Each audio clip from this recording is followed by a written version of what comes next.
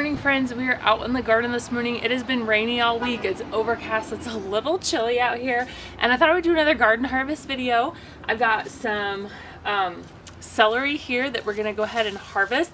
Some of it's not doing so well. I'm not quite sure why, but I've never grown celery before, and I'm gonna bring you in to come look at this. Look at these gorgeous leaves, and look at the celery in here. Look at those celery stalks. Oh, I cannot wait to harvest this. So this variety is a Utah variety. I don't know, they're supposed to grow really tall, but it hasn't been growing much, so we're gonna see if we can harvest this. Ugh, I gotta get on this side, I'm right-handed.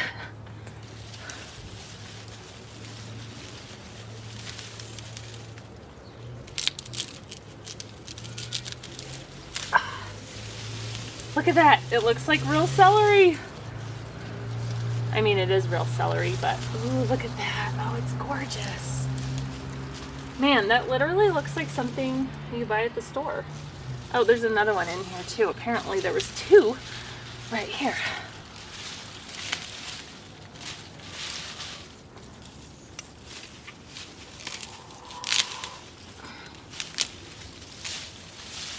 Wow, this is huge. Look at this giant bunch. This one is so tall.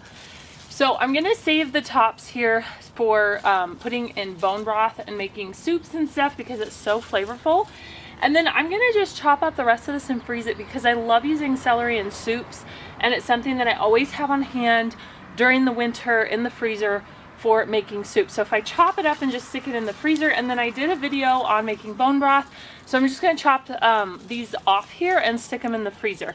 I might give some to the chickens to see if they want to enjoy that, but oh, I just can't get over how beautiful this celery is. It took a long time for it to get going in the spring, but oh my goodness, look how gorgeous this is. Thumbnail. Okay. All right, let's see if this one, whoo, my basket's gonna fall over.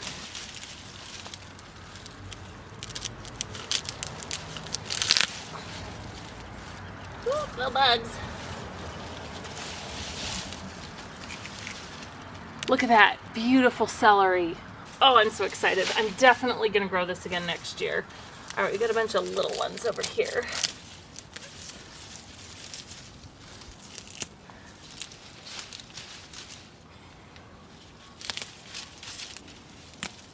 All right, I'm gonna kind of clean this up and go give this to the chickens, see if they like it.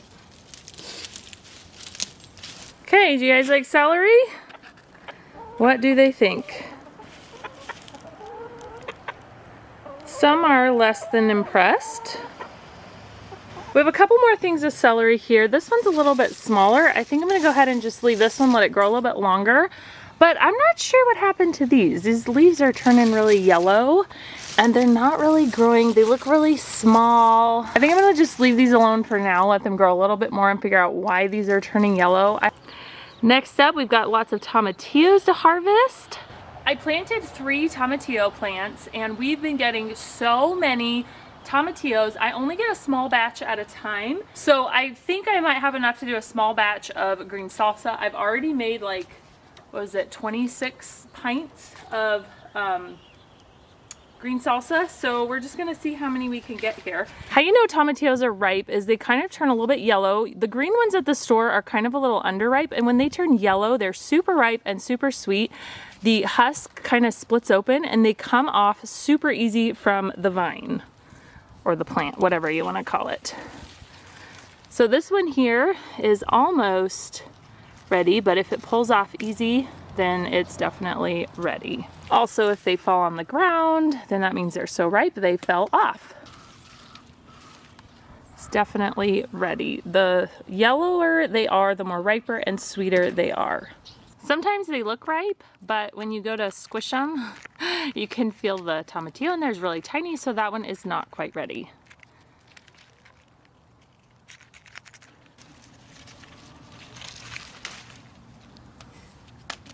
So look at all these tomatillos I picked. I think I picked probably close to 2 pounds.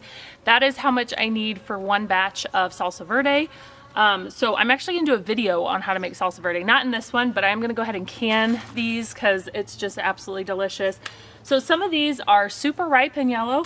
A few of them are not quite as ripe, but that's okay. Once you roast them, it brings out the sweetness of them, and the sweetness and the unripe ones kind of balance each other out.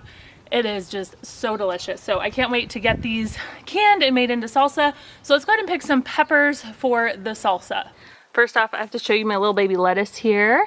I'm pretty sure that's just weeds there, but we've got some lettuce growing. Our lettuce was really bitter because it was very hot. So I've got some fall lettuce growing, so hopefully these actually grow and we can harvest them before it gets too cold.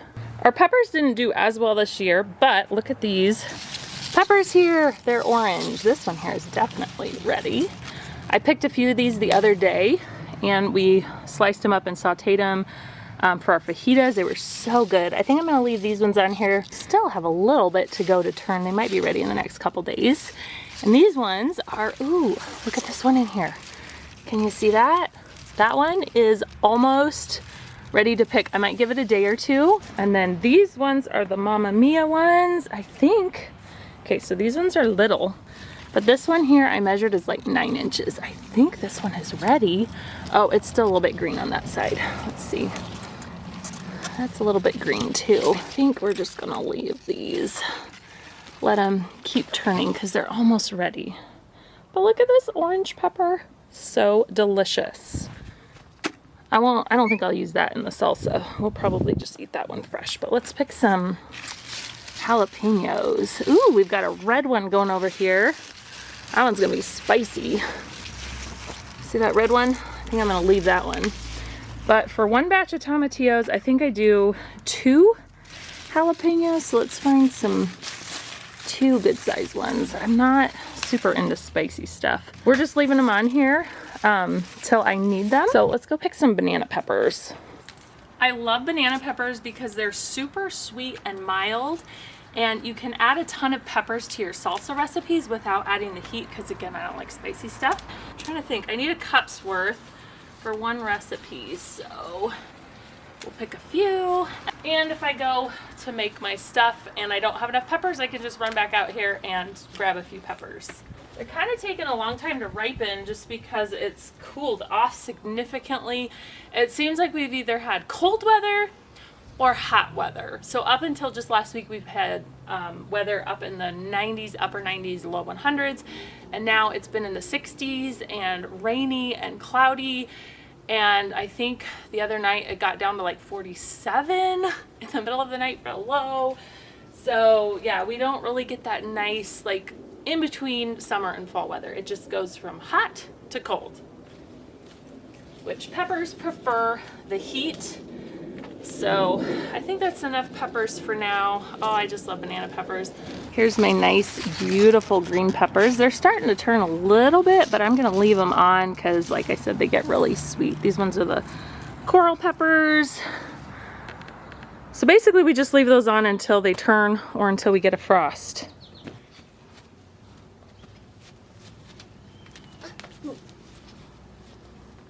Hi, tomato bush.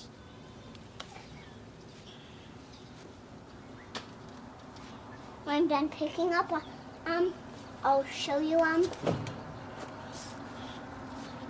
There's another one down the bottom. Can you grab that one? You hold the basket. Yep, I'll hold the basket. You showing them every tomato? Okay, I think we got all these ones. Grab that one. And then there's some cherry tomato, or some pear tomatoes there. Basket's right here behind you. I'm showing the camera. Oh, you're showing the camera? Gotta show them every tomato? Yeah. Alright, let's go ahead and just pick all these here. And then get the cherry tomatoes. Oh, I found a pear tomato. Whoa! There's our tomato. I don't know if they can see you, honey. Maya.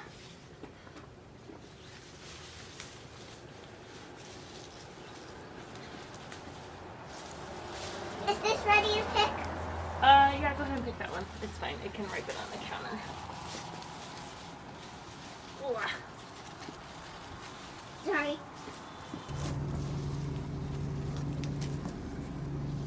Oh, wait.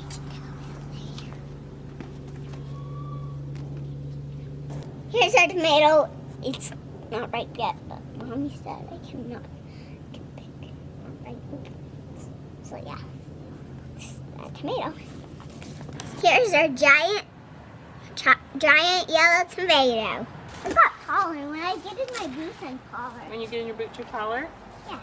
We're still getting tons of zucchini from this massive plant. I'm kind of getting tired of it, but I mean, it's only so much you could do with zucchini. I've been giving away a ton.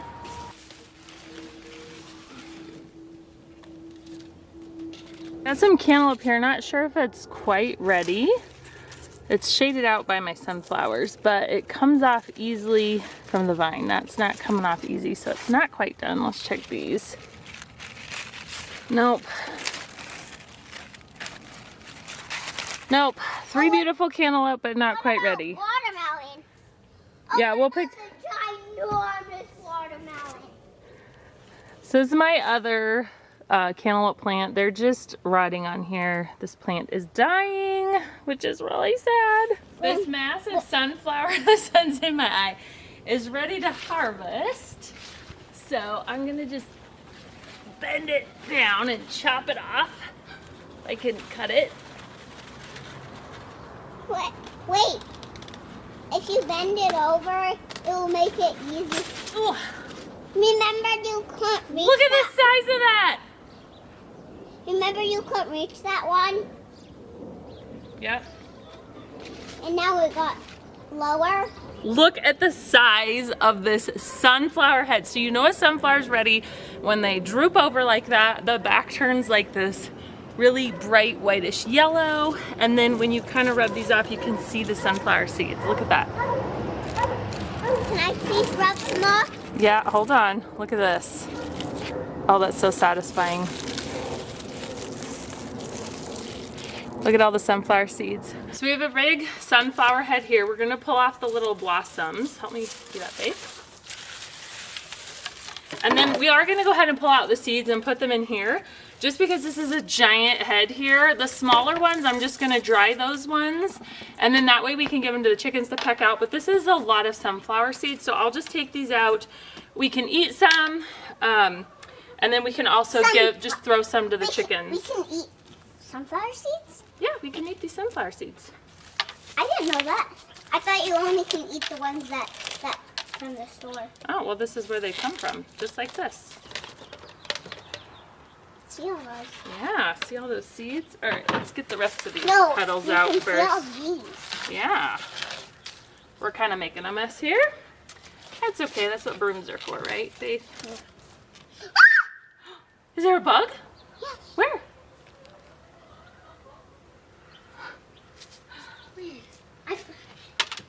Right there, right there, right there.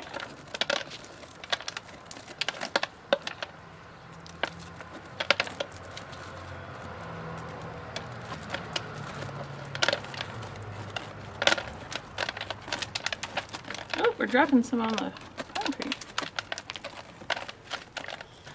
Look how many sunflower seeds we got. So these need to dry out. They are a little bit moist and soft. So they need to dry out just a little bit. We live in a really dry climate, so I'm not worried about them getting moldy, but I'm gonna leave them out, give them a stir a couple times a day, and then we'll go ahead and store them. Now we got a big mess to clean up. And there's the empty sunflower head. And then we got some watermelon in here. This one is ginormous. Look at this. So you can tell when watermelon's ready is this little tendril dries up. So I think this one is ready. It is ginormous. We're gonna pick it later today when Simeon gets home. But see, like this one here, this tendril is not dried up yet. So this one's not quite ready. So we've got a few in here. Got another big one. So I don't know if you can see the tendril here. It is starting to dry up. So once it gets all the way to the end, it would be ready. So this one is almost ready.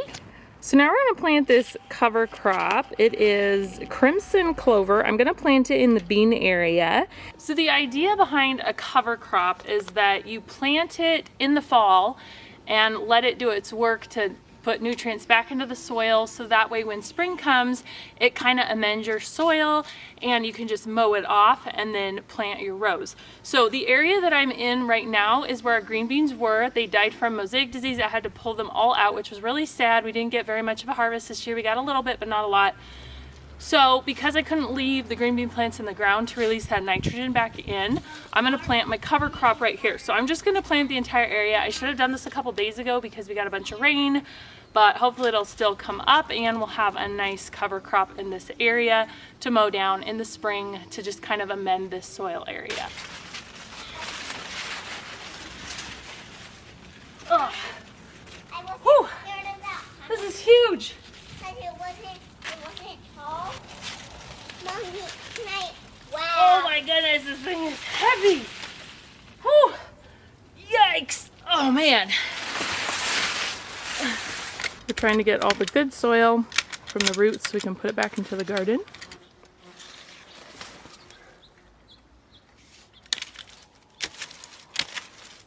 Look at this beautiful harvest we've got.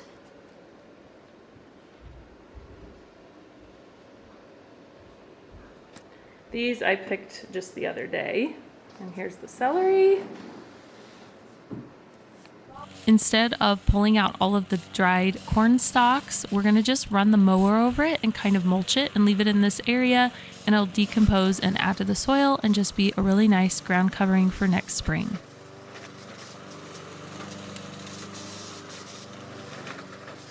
Here's the cornfield all mowed down. It'll just mulch up and provide some nice green matter for our garden next year. While Simeon is mowing the corn, I'm gonna go ahead and start washing up our veggies. So I've got this little drying tray thing, and if it's nice over the sink, so I can put my produce on here and won't have to touch the bottom. I'll link this down below on Amazon. I wish I could have gotten the longer one, because if you kind of knock it a little bit, it falls in the sink. But this works great for rinsing off produce.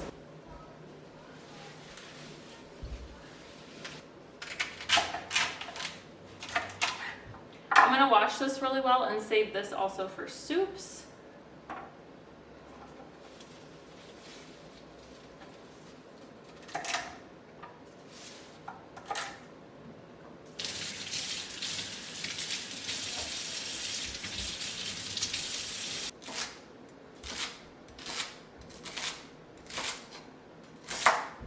I'm just gonna rinse all these, and then any bad spots I find, I'm just gonna take off. And this is all going to be for soups.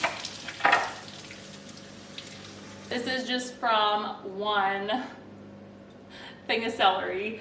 So I still have 2 more to take care of. Look at this whole bowl of celery. Sorry, my son is playing ambulance, so that's what the sirens are. But look at this. This is like, what, a 1.5 quart bowl? So much to put in the freezer. So I'm gonna stick this in the fridge until I can get a bag to put it in. And then over here, this is just all bad stuff that's gonna go in the compost because I didn't wanna save it for soup. And then this giant bowl here is so much. So I'm gonna chop this up, put this in several bags. This is not gonna be all one bone broth recipe. I'll just throw it in the freezer, and then throughout the winter, I've got plenty of flavoring to add to my bone broths. I finally got bags. So I am going to, the camera's too low, chop up some of these and stick them into freezer bags.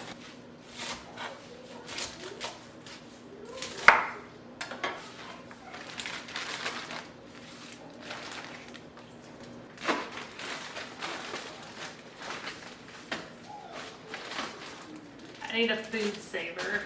I'm not labeling these because I'll probably be able to figure out what's in here.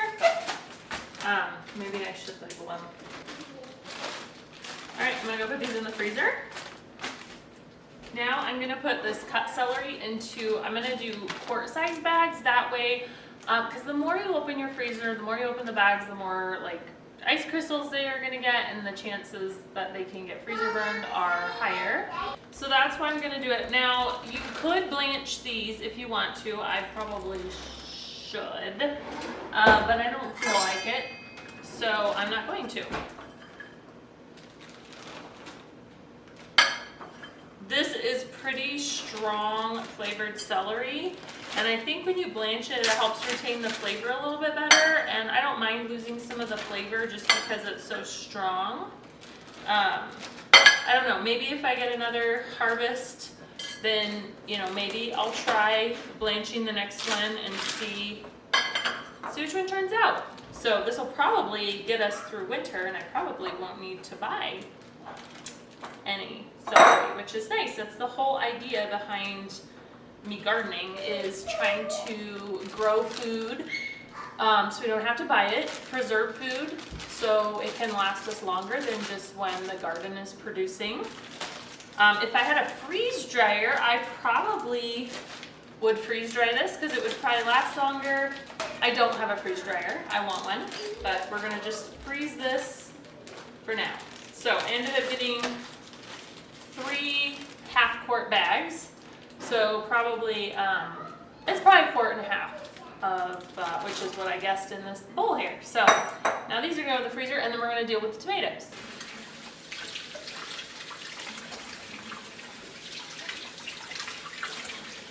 I have a sauce master, and let me tell you, if you do any canning or tomato or applesauce or anything like that, this is a must-have. I have the NorPro brand. It's the knockoff Victoria strainer, and I've got the, let me see, I need to see, yes, this is the salsa screen. And then, whoops, you want to make sure that you strain out the seeds, just because it makes a smoother tomato product. And so last year I had this strainer, it took me forever to strain it. But this year I got another screen, the berry screen for this, so I'm gonna run this through and then run that back through. And we'll see if it takes care of those seeds, and then I want to strain them out.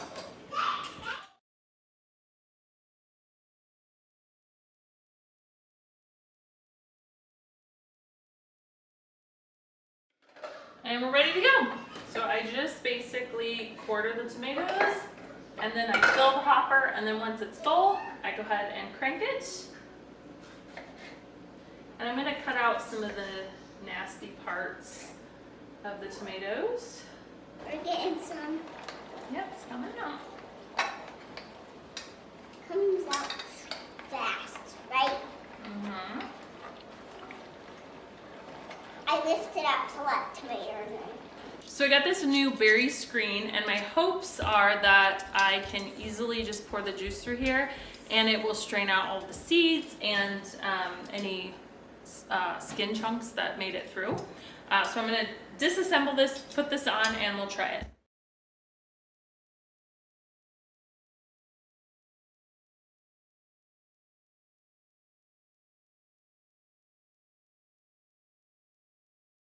All right, hopefully this works. If not, you guys are gonna see a fail here. If not, then if it does work, then genius. Go ahead, crank, get cranking.